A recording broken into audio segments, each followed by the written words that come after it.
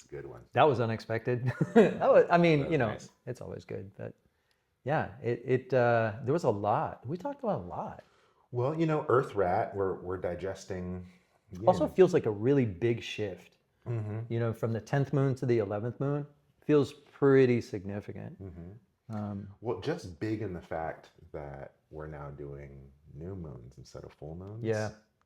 I think that shift in momentum, few people have hit me up like, did I miss it? Is it happening? I was like, oh. Yeah, it's coming. Shifted. It's coming. It's coming. Yeah. It's nice to do the new moon because you can kind of get out ahead of things and kind of talk about what's coming. Yeah, and something we did cool today is we got to process the last moon, I like that. Yeah. right? Right. And Felt like there then, was a lot of things processed. yeah. It's the nature of the moon, but also this new format gives us space to, reflect on what Yeah, to be transpired and yeah, how to go forward bring with some it. retrospection. Yeah, good show. Enjoy.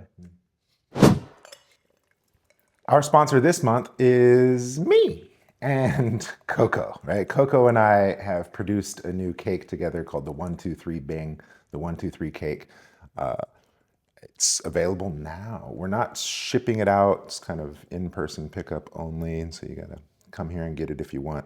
But it's a 2019 vintage, so quite young. And the idea is that it's intended to be a daily drinker, right? And so if you're into this tea, come over and get some.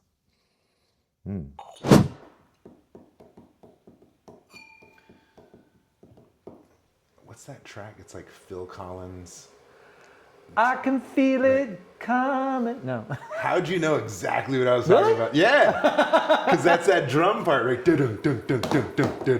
Yeah. I've seen some interesting. There's like a YouTube phenomenon where like people, because we grew up exposed to that music, but then there's like a lot of Gen Z that they don't know. They don't know Phil Collins, or Metallica, or so you have these people who didn't really grow up or listen to it for the first time, and yeah, Mind's blown. yeah, their minds are totally blown. Yeah, and there's something really interesting, like gratifying of watching that. You're like, yeah, dude, it's amazing. Well, 90s music, killing it. Speaking of early music blowing minds, to this day, I'm still meeting people that don't know Bobby Caldwell is white. I might be blowing your mind right now too. What you won't do, you do for love. Yeah. You've tried everything. That's a white boy. Peace be upon the king. In yeah. my world, only you. Right, that's the one. Yeah. I kill it on karaoke with that one. That's the jam. Ba-da-bum-bum-bum. Ba-ba. Da-da-da-da-da. Okay, so this is the new tea from Coco and I. So I should finish this. Yeah. Shout out Coco. But him and I have been friends for a decade and change, and we wanted to collaborate on a tea experience. And the idea was that all the teas we have are fantastic, and we don't have any daily drinkers. And so this is intended to be like a day-to-day drinker. That, sure enough, you could age and store it, and it would become something fantastic. And yet, even for now, drink it day to It's day. not a special event kind of tea. It's Yeah, a daily, the daily vibe. So it's still young. It's only a 6-year vintage. Oh yeah. Usually the stuff we work with is like 10 to 15 plus. Oh, interesting. Like, yeah, a little rough and tumble. So there's still more work. But as we get into progressive steeps and be like, okay, the potential here. You get the maturity going. And then to that point, I'm still kind of figuring out the parameters of the brew.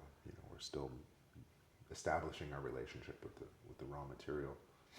I've barely broken into a whole cake, and so it's still very new to me as well. But we like it a lot, and it hits all the notes. You get a nice nose. There's a consistent flavor profile, nice, rich and malty, so the people that like to, Yeah, super malty. the people that want to great, get that interesting. coffee replacement, Yeah, you know, does well for that. yeah.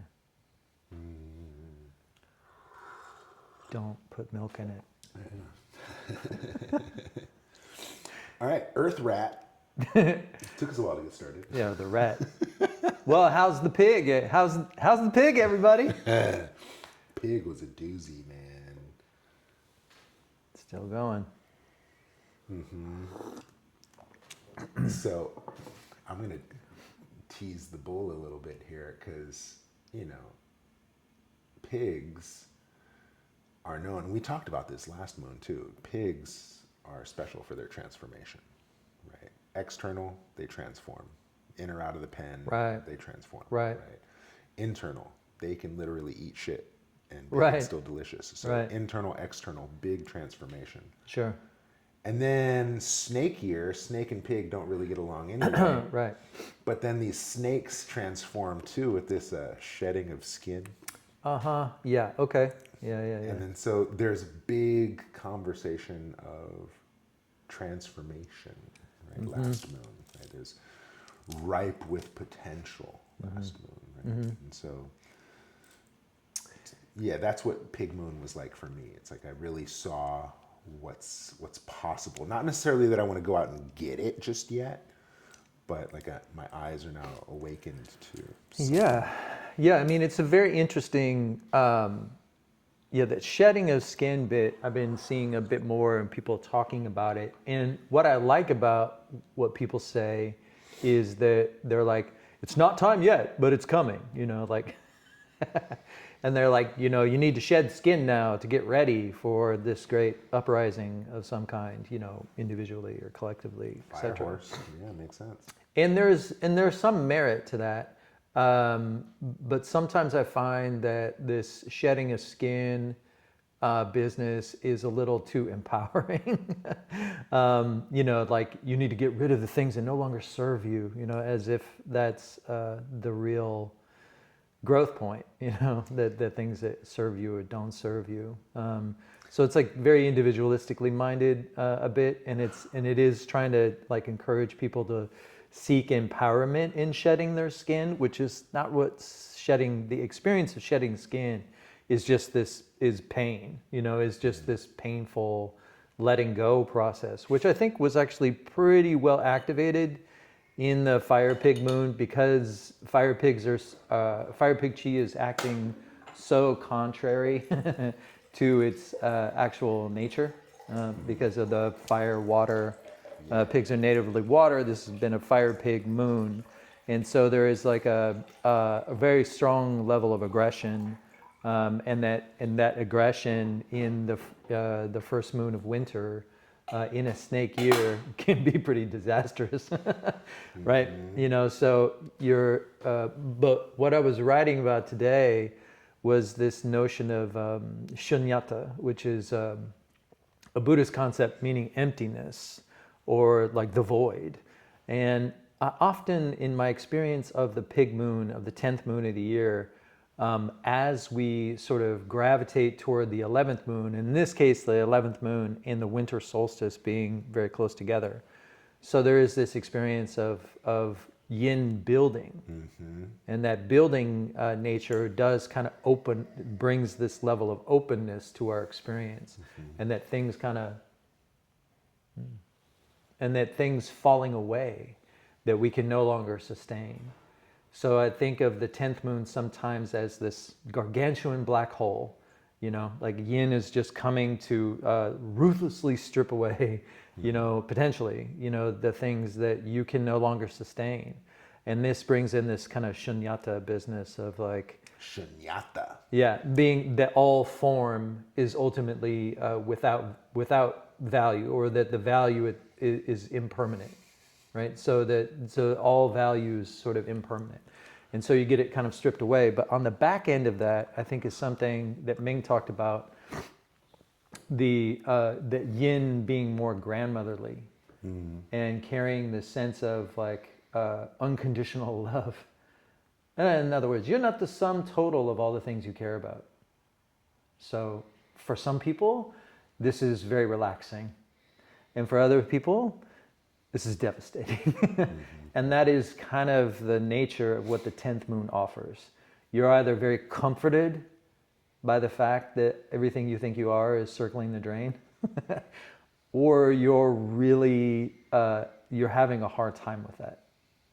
And so that tends to be the reaction to the 10th moon from my experience. A lot of people, it's like, they're either being like, you know, I had these funny dreams and I'm just kind of working through life and, you know, taking it, you know, just trying to be relaxed, you know, with the process, or like I'm going through the worst time of my life. Yeah. And yeah, so there's this kind of spectrum of experience, I think, that comes with the 10th moon that has a lot to do with a lot of those elements. So now then we talk about like what happens now, well, like what happens after that. And that would be the really juicy bit, you know, that we can explore. But that's where we have been traversing. And that's been my experience since I've been studying this, is like, you think that like the darkest time is solstice, and it is, but it's the buildup to solstice that actually wrecks you, you know? It's that kind of escalation of yin and the density of yin and the pressure of yin kind of growing and growing and growing. That's so accurate. After all, the meme is winter is coming, not winter is here. Right. Right? Yeah, It's the anticipation foreboding of like, okay, here it comes, you know. But there is this kind of real world experience of, once yin starts actually maturing, that means suppression is here, right? You go through these initial stages of yin, which is like this flirtation, right? And then this kind of like seduction aspect of yin that kind of gets you out of your own, you know, aggressions, right? But once you get to this place, yin is big enough to kind of step on your neck and like say, no, stop. You know, like you're now sick, like because you're acting in ways that are unseasonable, right? Yeah. And like it was very interesting. It was right around frost begins, in the 9th moon, when people started. I noticed people start, and if you're fighting something off, you feel it, and then people started getting sick. Bro, I'm seeing, well, I mean, I'm in clinic, right? But so much sickness, dis-ease, pain, aches, stiffness, Right. all the way up to death. Right. I'm seeing a lot of death. And then not just of a physical sense, but also psycho-emotional, mental Breakdowns. mental health and- breakdowns, burnout, Burnout. relationships are burning out. It's a tumultuous time. Yeah, bad expectations, you know, like the wrong expectations. And like we've been warning everyone since what, the monkey moon, you know, like look out, you know, like, and it does, the check does come due. And like that is around the 10th moon when the check actually starts coming due. And then it's so unsustainable that things fall apart. And when you get an elemental configuration like having the fire pig in a wood snake moon, Volatile. yeah, very combustible, you know, like kind of situation. And if you're not prepared for that, then it could be volatile. Yeah.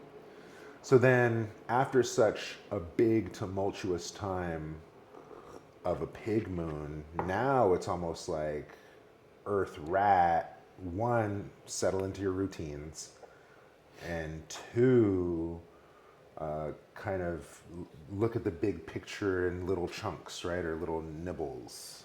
Yeah. So it's a rat moon. The 11th moon is a rat moon, and it's technically the second moon of winter.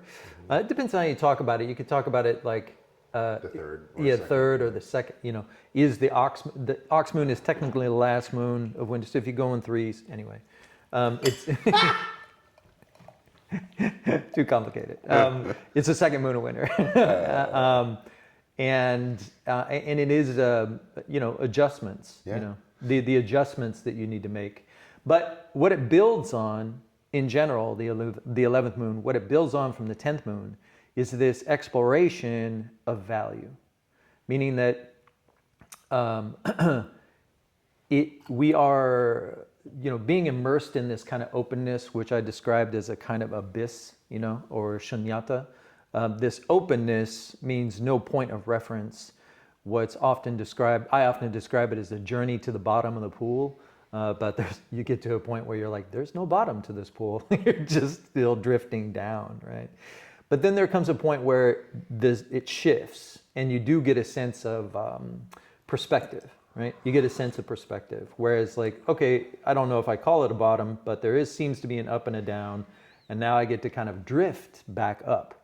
And this is the winter solstice is one of the 4 major turning points in the calendar. It's incredibly significant. And because it does, as a lot of people like to talk about, hearken the return of the light, right? This notion, and in fact, the title hexagram for the 11th moon is always 24, return, which is all empty lines, and then the bottom one is the solid line. So that denotes this kind of experience of like, here it comes. It's about to come back. But this isn't not yang that's taking charge. No, it's still embryonic. And the way I describe yang around the time of the solstice, you know how when it's so dark that it starts shimmering? Have you ever had that experience? It's like sort of almost the light you're generating in your own eyes is like you're seeing it in the environment when it's so pitch black that the dark kind of shimmers. That's yang right now. And it's the light that you're shining right into the environment, right? And that is, your own no, it's just nature. It's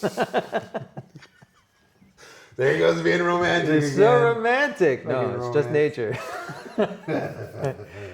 But there is this kind of vitality that you've been hoarding, and that's okay to hoard it, like to really preserve it. And it's locked away, and it's supposed to stay locked away.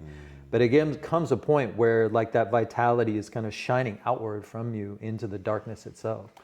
Wow, vitality shining outward from the darkness. But you got to preserve it, right? You got to really take care of it. You got to store it. You got to preserve it because it's a tender ember. That's right. This is the most vulnerable time of year.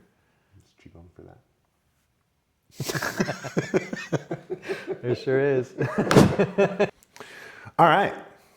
11th moon, we have some flavors that we're working with now. We're working with this kind of little ember of fire, right? This internal heat that we want to cultivate and, build it, to grow it, to help it carry us through the year. And, so we want this kind of fire to grow and build, and fire wants to rise, fire wants to disperse, yet the call is to keep it in, okay? And so the Qigong for this moon is kind of a variation of a move from our 8 immortal methods called separating heaven and earth, okay? And so what we're going to do is we're going to coil from below, right? That's that cauldron stoking that heat from below, and that fire's going to rise a little bit. And fire has a very special flavor in that it kind of goes behind the neck and head, right? And from here it can push up, it can flow out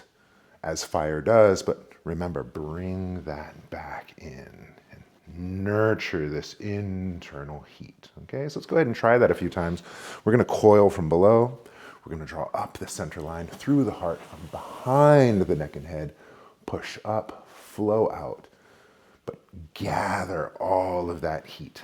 Bring all of that back in, okay? One more time, coiling, rising, pushing, filling, and draw all of that back into the navel, okay? A nice complement for this exercise would be to be still for a moment, right? Go ahead and take an expression, and then kind of be still. Let the experience settle. And at some point, you might start to feel antsy. You might feel the tension build from being still for so long. And then go ahead, express another time. And then wouldn't you know, right back into that stillness. Okay? That's our Qigong for this moon. Let us know what you think. Sometimes we nail it. Boom. Yeah, right on theme. Right. Okay, so welcome back. We're now going to spill more tea. This is Earlier we give the context of a scenario. Now we're giving the content, right? Right. Because now this is what you guys paid for. Right. What are you gonna do? I think that so we were talking about this notion of it's this shift, right?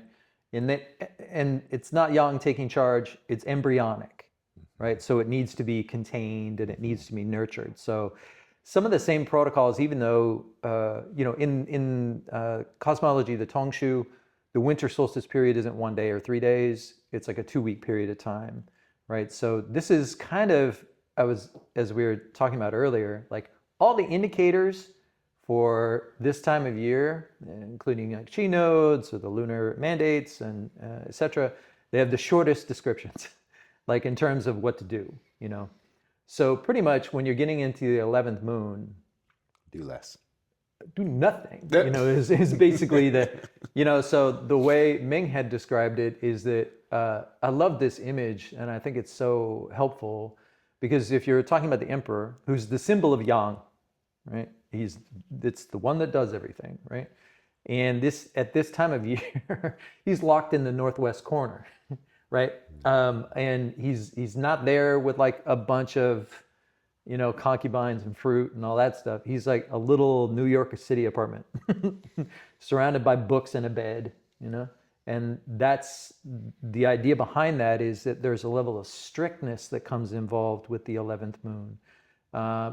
And what I say about that is like it's not like moral strictness. It's just recognizing that like you're in danger if you exert yourself too much.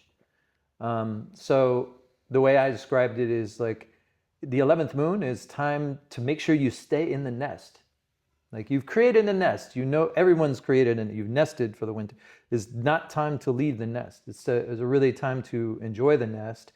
Or I might say like kind of surround yourself with real world experiences of value, the things you value, the things you cherish, like your priorities in life, like the essential priorities, the kind of core things that are really, really important for you. And that's usually related to family, but it's not limited to that in the world of rat, because rat is a social creature. Like, again, it's not a New York City rat, although they are pretty big. Sometimes we're talking like possum-sized rats, so it's these sorts of, the image of the rat is essentially they're all dependent on each other. You don't have like a single rat that survives, right? They need group sociality. So this is the time of year to recognize that your social body, you are an extension of a social body. Like your entire physiology is densely interwoven with other people. So there's a cross-pollination and a cross-contamination that comes with that.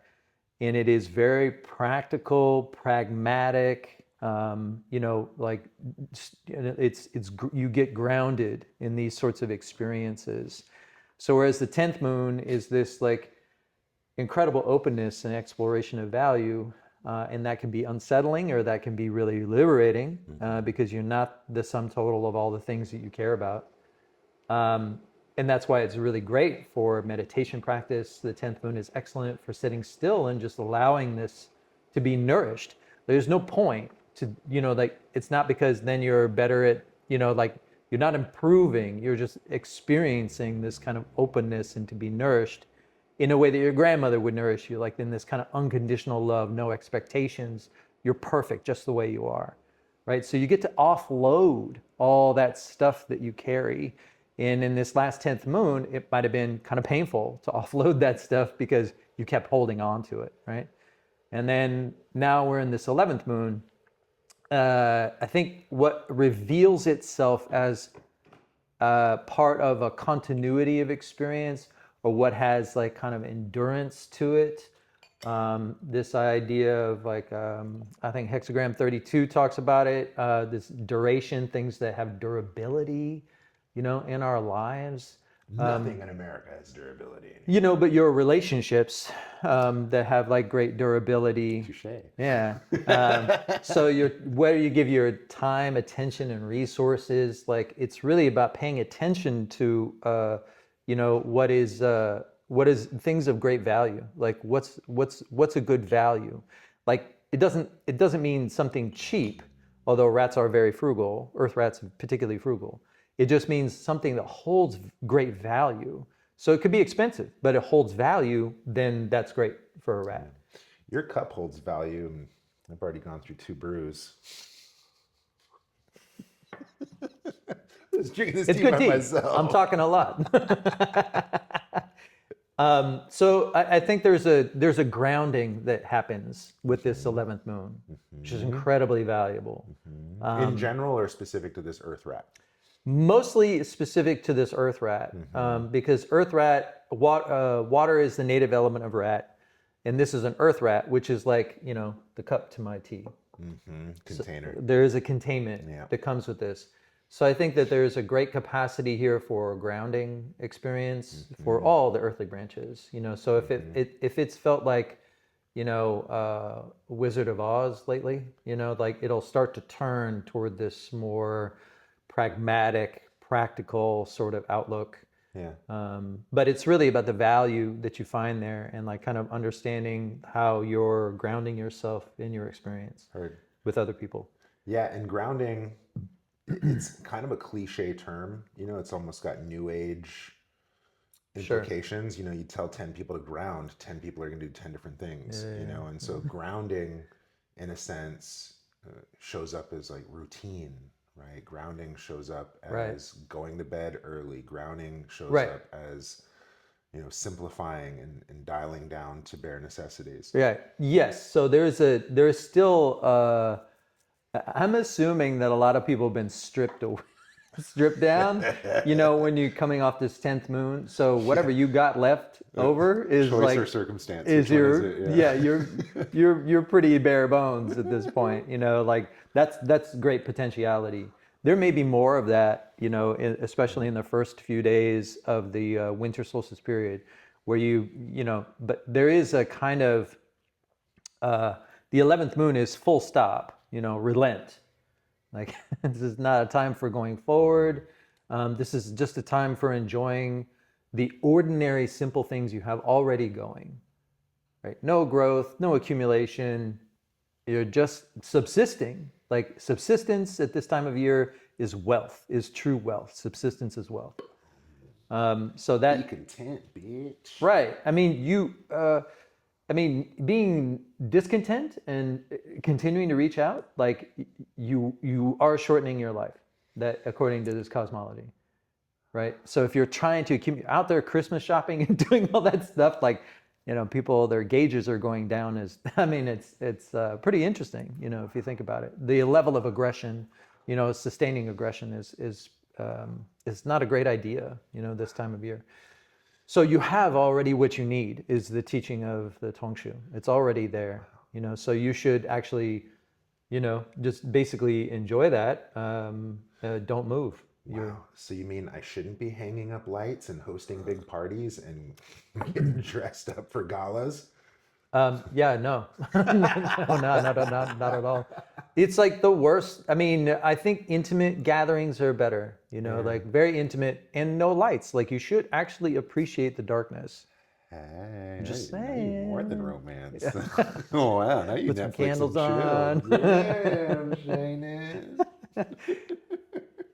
Too many lights, you're sort of I don't know, maybe a lot of Americans have ancestors that are gravitate toward the Christmas lights. Like so grandma might know where to go because of the Christmas, because she was so into Christmas, so it's case by case. Like, but in general the invitation is to like with the Qigong, like you have this ember inside, or you have this like Ming always talked about the Yule log. The Yule log is like a hearth. This notion of a hearth, what we all gather around and keep it going and keep it going. This is what we're all sharing in this experience. So there is a kind of mirroring that's happening in the social bodies. I think one of the things that's most important to understand about rats is that we're always mirroring one another. We're always sharing value. Like the value that I kind of claim as my own is actually not mine. It's only real because we're exchanging it constantly. And like that, you know, that's not very available to most Americans, you know, because they're so siloed in individuality. But there is an opportunity here to kind of realize how much we influence each other, and that I think would be a soothing experience potentially, if we like each other, I guess. But like, you know, there could be some kind of uh, capacity for contentment, as you say, when you recognize that it's not just me, you know, in this equation. It's like how we all kind of go along to get along. So the image of the hexagram 24 return is not just this return of the light, right? So that's the title hexagram. It's not just the return of the light, like the first line, but it's also how do we go through life? It's a remembrance of how we get by in any season, which is to kind of focus on the ordinary, everyday things that we do. So in the Liu Dao teachings, like, you know, being in ritual, in the practice of ritual, is to understand that everything we do is ritual, that routine is ritual. All of these things are devices of orientation. And so this is a really incredibly rich time to reflect and examine on all the things that we've inherited in that way, all the things that we're passing on, because legacy, we're all vestiges of legacy. Like we're all carrying some kind of legacy of some kind. And in the snake year, this is a really rich time to examine the kinds of legacies that we've inherited or that we're passing on. Of course, you have to stay home and slow down to do that. If you're like busting your ass constantly and away from the home, then that's your legacy. So these are good things to understand about our experience. Yeah. And this is kind of how you nurture and how you germinate that little fireball within and prepare it for eventually taking over, you know, several months from now. But for now, it's like we need to kind of rely on one another because in the 10th moon, as maybe uncomfortable it is sometimes, we're being nurtured and kind of carried along by this maturing yin. But now, the 11th moon isn't so much about the return of the light as it is about the collapse of yin. So imagine, like, I'm going to make a pillow for it, okay?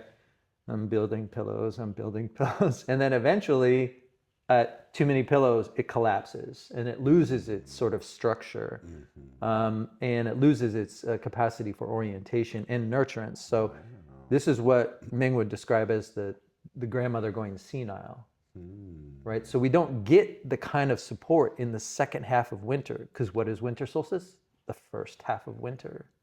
Now the second half of winter is coming, and then it's just going to be a bit more dispersed and not so easy. It's more survival based. You know, we're not being nurtured so much. This is the reason why our social connections are so important, because we really need each other to kind of work through these times that are a little bit more disorienting. You know, It feels like you're describing the fall of a nation. You know, the fall of a great empire doesn't maybe happen from the outside; it's from the inside out. Yeah, sure. The foundations of the culture deteriorates. I Working within. Yeah, you know, in applying. So one of the things I've been working on with respect to the fire horse year is that the invitation of the wood snake, because I've read some people that say it's not a clean transition. I disagree, but I think that spring is really it will be an editing process, because it's a metal tiger. It starts off with a metal tiger.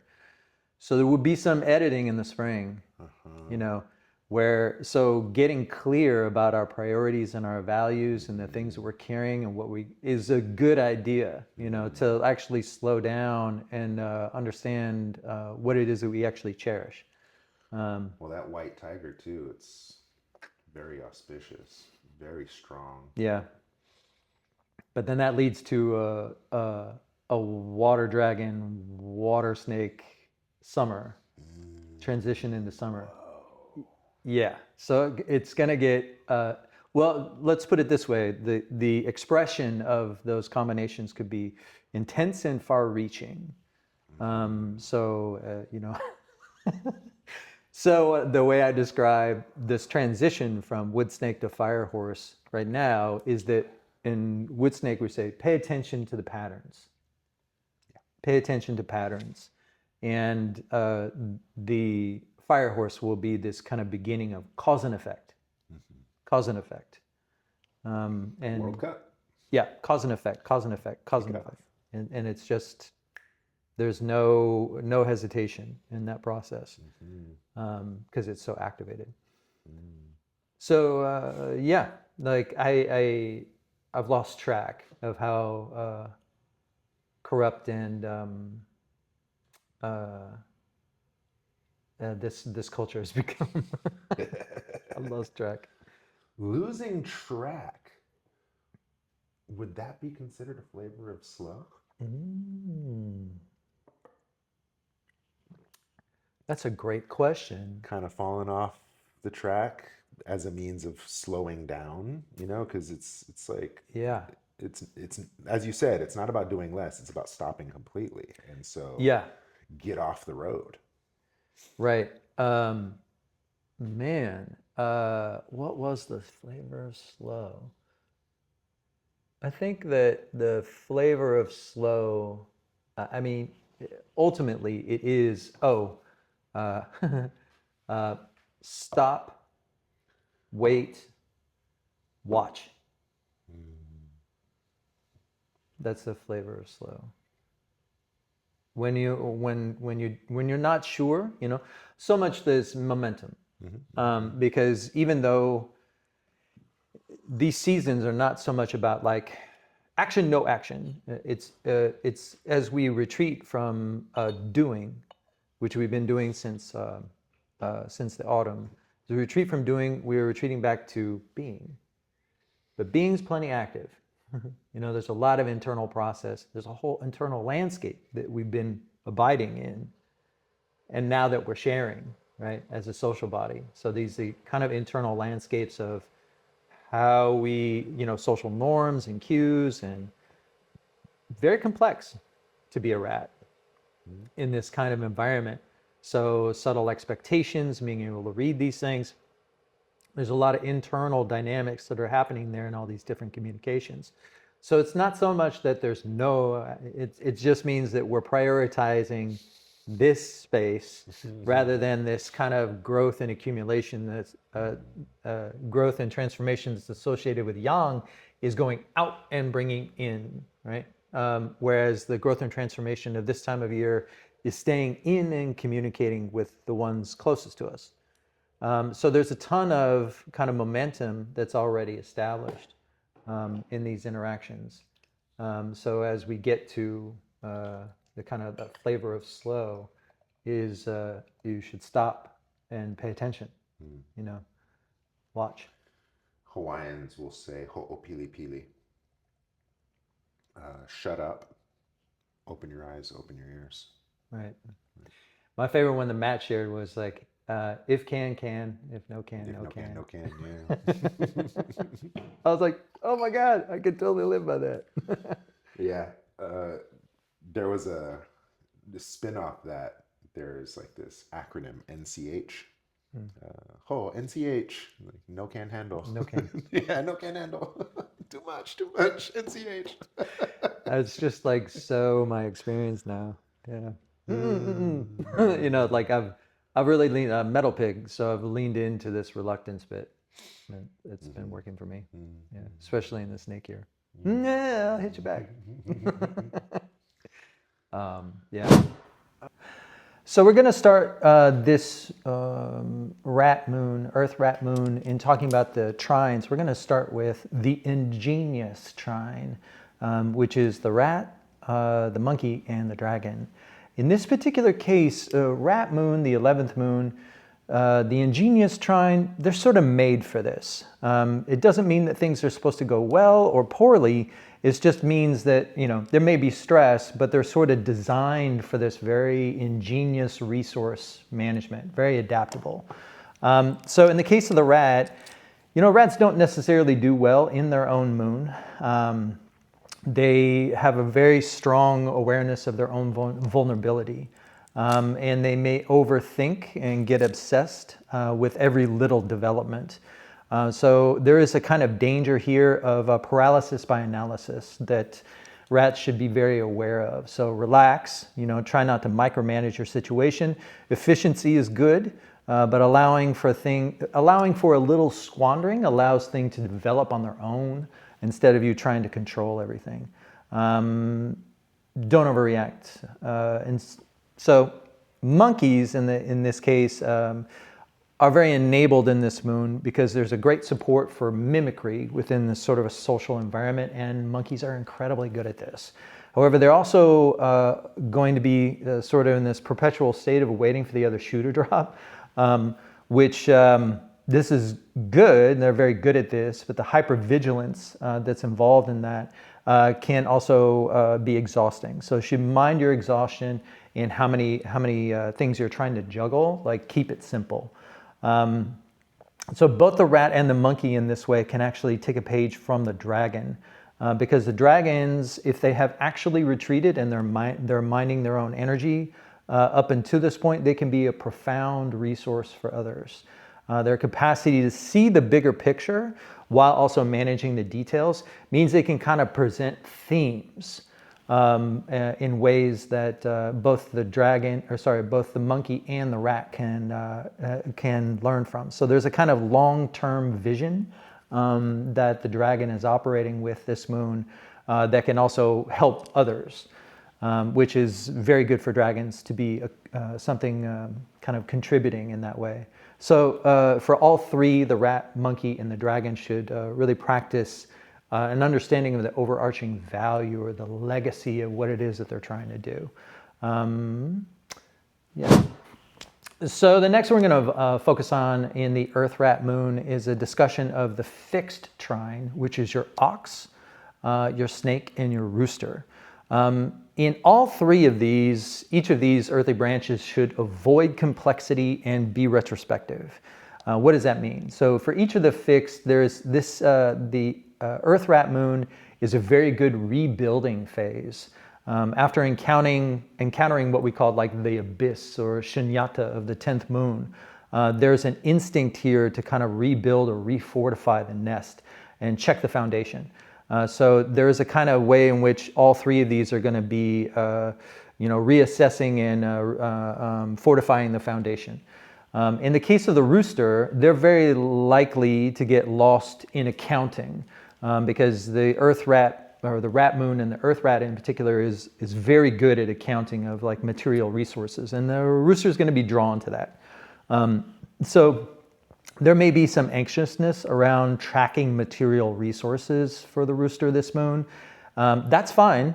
You go ahead, because it's natural response to the 10th moon for roosters to basically retake control and build their confidence by really focusing on material resources. So run the numbers again, household resources. Feel free to do some projections.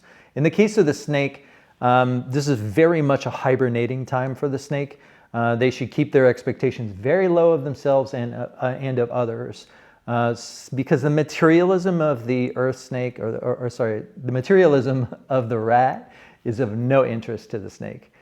So disengage as much as possible. I say here, like, sleepwalking is fine. You're just kind of going through the routine. In the case of the ox, you've been sleepwalking. Your routine is kind of your life, so keep calm and carry on is generally, that works for you this moon, because we're also going to be going into your moon where it's going to be really great for you. So it's a good time for you to be on automatic pilot. Sleep a great deal. Pay attention to your dreams. The ancestors are following you around. So they'll be kind of whispering in your ear for this moon and next moon.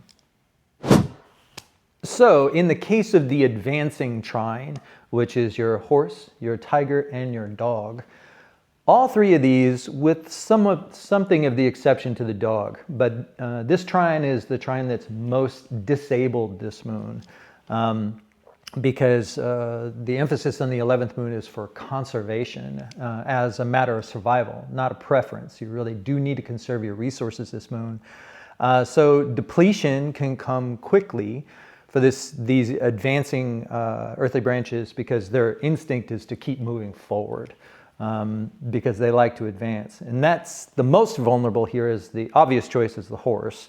So this is a really good time for them to be sort of undermined or disabled. So double check your resources before you try to do anything. So being overly optimistic, you can easily paint yourself into a corner of depletion. And there's also a great possibility here for injury and illness.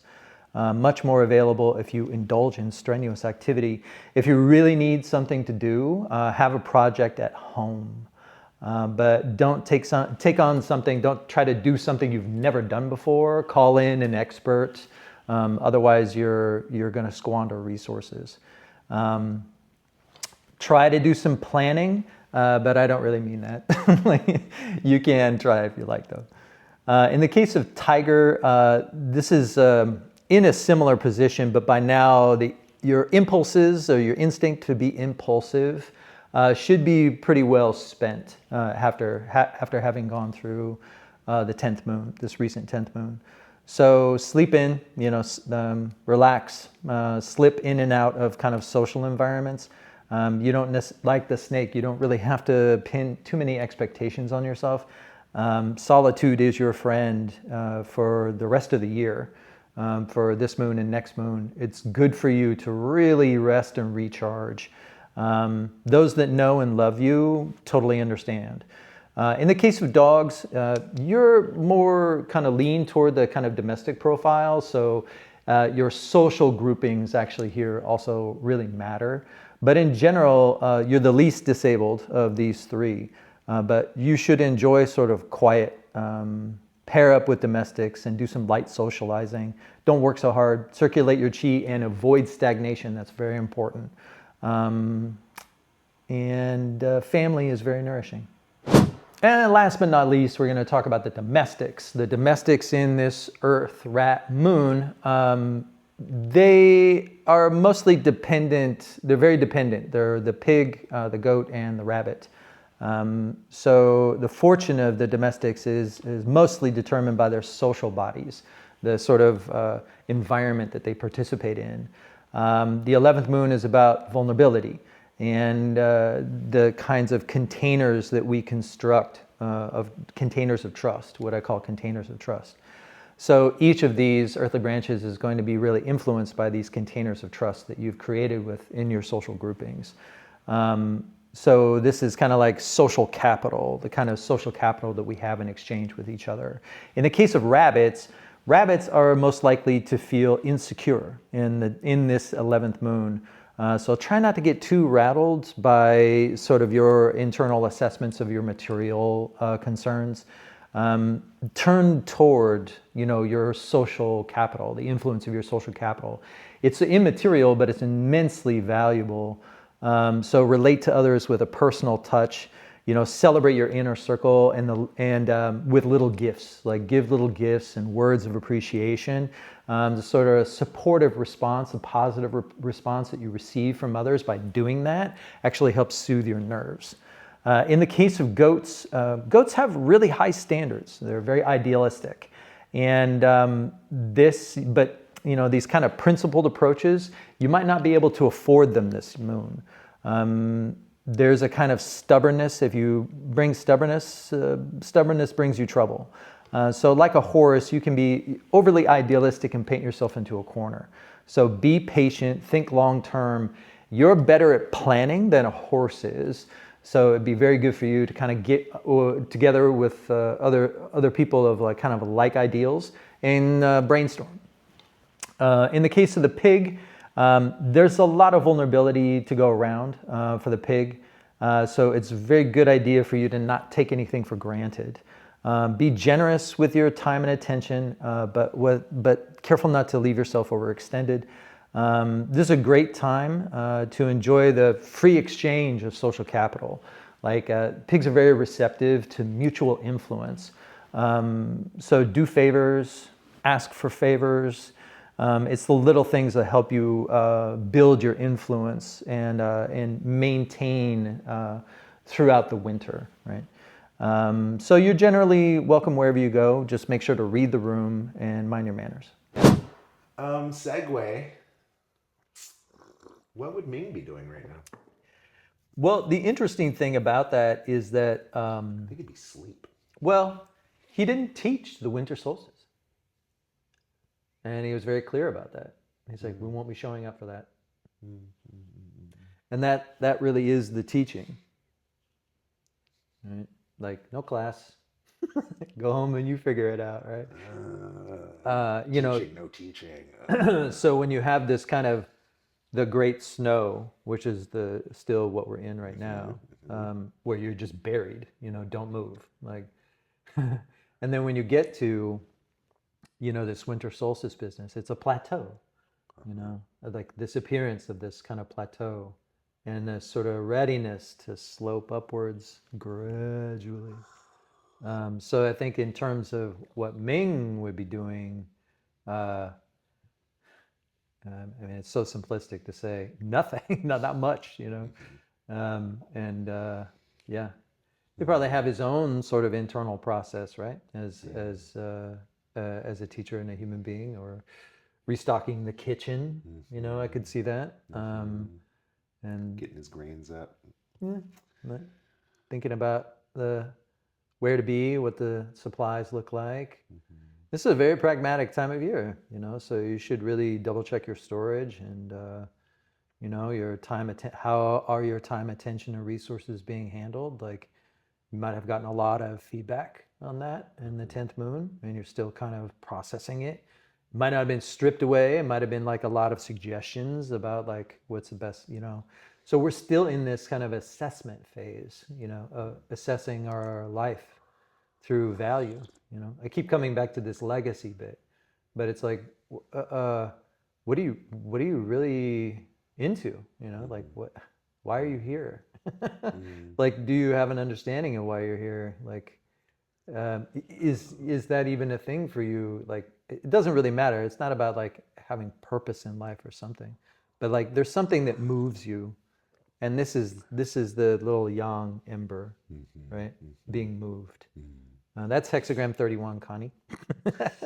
This notion of being moved, and it's going to be relevant later. Okay, should we segue that? Connie's hexagram? Well, that just threw that one out. But hexagram-wise, we already mentioned 24, yes, which is the return business. But really, in the immediate sense, it's 29, which is the pit. So so that's going back to this kind of theme of strictness, that like, don't be looking over the horizon for the next thing. Like, don't move, like stop. Like really relent your activity and sort of accept this kind of stationary business. Like, you're maybe cornered, or you're stuck right where you are. In America, we can't accept that. It's we either have to think of it as a moral failing, that, I'm stuck, there's something wrong with me, or I have to immediately strategize on what the next thing is to do. And I would say, don't do either of those things. Like, stop. That's the teaching of hexagram 29. You're only making it worse. So you really have to stop. And that actually, to me, flows very nicely into Lao Tzu 64. Lao Tzu 64 is like, the famous line of that is, a journey of 1,000 miles begins with a single step. Which means that all points are related to here. And so being here is where you need to be. You can't be thinking about like where you're going. You have to really just be here. And this is the deepest teaching, I think, of the 11th moon, is that you're right where you need to be. No matter where you're going, where you are is connected to where you want to be. So you can never get to where you want by condemning where you are. So don't do that. Like stay still. But obviously, there's an infinite level of reaction to that expression, and it could involve a lot of frustration. So wouldn't want to gaslight people against their emotions, but at some point you really have to the teaching of Hexagram 29 is to no, stop. Yeah. Like that's the best thing you can do for yourself right now is to stop fighting. Thank you for that. That's been a theme of you're okay right where you are. You're supposed to be here. It's a very kind of new age concept of you're right where you're supposed to be on your path. Sure, yeah. Right? God wouldn't give you a challenge you weren't made for.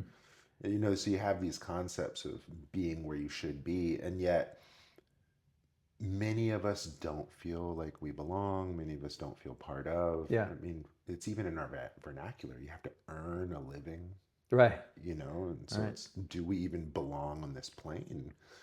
And so it's a powerful theme that comes up quite a bit. And one of these kind of cues, if you will, a sign, if you will, that we belong, that we are as we should be. Okay, get this, make a fist. Okay, and then, it takes a little bit of flexibility, but I'm going to punch myself in the face right now. Right? And what you'll get, I'll hold it to you, is the ridges of my knuckle fit my lip, my upper lip, and my nose. Oh, I guess so, huh? Do you see that? See how that's perfect? Let me do it for the camera. See, it's my two lips. Yeah, it just it fits the contours. Can we make sure that this is the picture for the video? Yeah. So face the camera more a little bit. Yeah. There we go. Earth Rat. I think Moderat is a cool band. Moderat has an album cover with an illustration of a woman hitting herself. That just flashed into my mind. Condone such things. Oh no, for sure. Well, I think part of the tension or the feeling of hypocrisy around that is this sort of. I think there's some value in deconstructing the assumption of the statement of you're right where you belong, because it's sort of presupposing that there's a story written and you're on the path, on the journey, and that you're just not at the last chapter yet. Just keep going, right? And I think that's not necessarily the lesson of the 11th moon. The lesson of the 11th moon is even if you wanted to do something, you can't.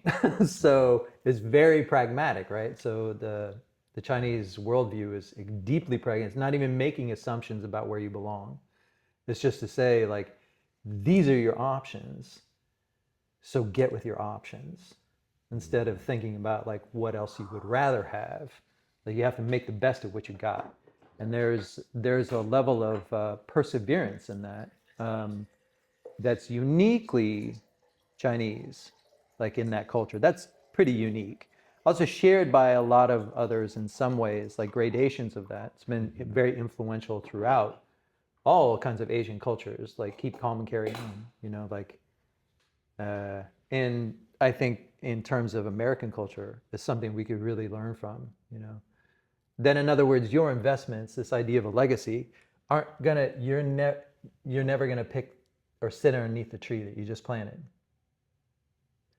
Right? So that sort of understanding of life itself as a whole, that is the wisdom of the 11th moon. So even the